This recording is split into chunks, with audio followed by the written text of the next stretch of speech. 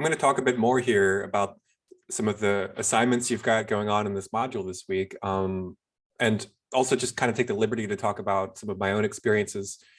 But I want to start just talking about how we get sort of caught up in this idea that everything is like it is in this time and place right now. But those of you who have traveled know this. If you start traveling and seeing places from other perspectives, you get a deeper perspective of who you are and what your beliefs are.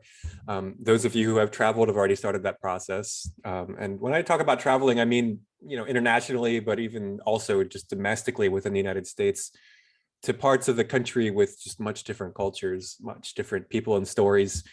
And those of you who haven't traveled much yet, you might be looking forward to starting that process. Anyway, I want to share my screen here, and we'll go into my own example. And it's pertinent to these assignments. Just want to make sure my icon is viewable here. What we see right here, this is Google Earth. I like Google Earth a lot. It's a great software. You can use it on your browser, like what I'm doing right now, or you could download it for your computer. You can download it on an iPhone. I don't know about Android, but probably. And as you can see, it looks really cool. You can see even the cloud systems here. But let's zoom in. So back during college, I visited El Salvador, and I want to use my story here as an example to show how the map can be a way to plot, to think about, and to represent space. And all of these things are subjective, right? You can plot space, you can think about space, and you can represent space with maps in very different ways, depending on the type of map that you use and depending on the type of dimensions in the map that you're using. Let's zoom in on El Salvador. El Salvador is a country in Central America, which is this portion of the globe. We live up here in North America. Pennsylvania and Philly are right about here. Central America, down here, El Salvador is a small country about the size of Massachusetts, about the size of the state or Commonwealth of Massachusetts. And you can see it's a very dense country. I believe its population is greater than that of the Commonwealth of Massachusetts. Let's zoom in on its biggest city, El Salvador. El Salvador is where I spent part of my time. And when I was down in the country of El Salvador, I was taking a course about the Salvadoran Civil War. I was learning about the political contestation of the Salvadoran Civil War. And I also learned about the role that liberation theology played during that time in the 1980s.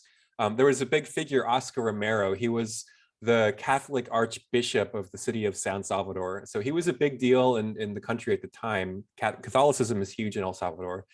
And Oscar Romero decided to stand up for the poor people in the country during the time this war was taking place. He was speaking out against the United States for sending weapons to try to push the conflict in a certain direction.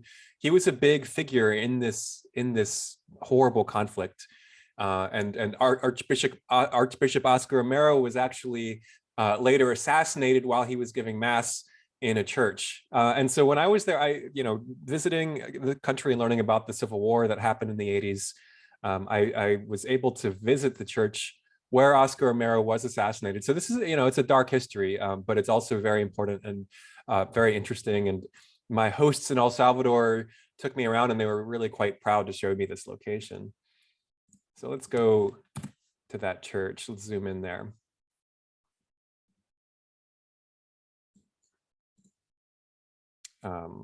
So as you can see, we're zoomed in here on the neighborhood, this one specific neighborhood within San Salvador. When I look at this satellite image and this grid of streets, what I see is not what I remember when I was there in person, right? And that's just because this particular map representation happens to be that of a very accurate satellite image, and just mapped for the purpose of analyzing from an aerial perspective and looking at the layout of the streets and looking at the layout of the neighborhoods, right? It's subjectively just different from what you're experiencing on the ground when you're there. So let's stop sharing this here anyway. So anyway, I want you to kind of think along these lines as you're working on this assignment for yourself. I want you to be thinking about what the difference is between my representation of a space and how it appears on Google Maps. We have these representations of space that serve different kinds of purposes. Maybe it's just for getting around. Maybe it's for something personal to you that changed the way that you experienced it. It's all quite subjective.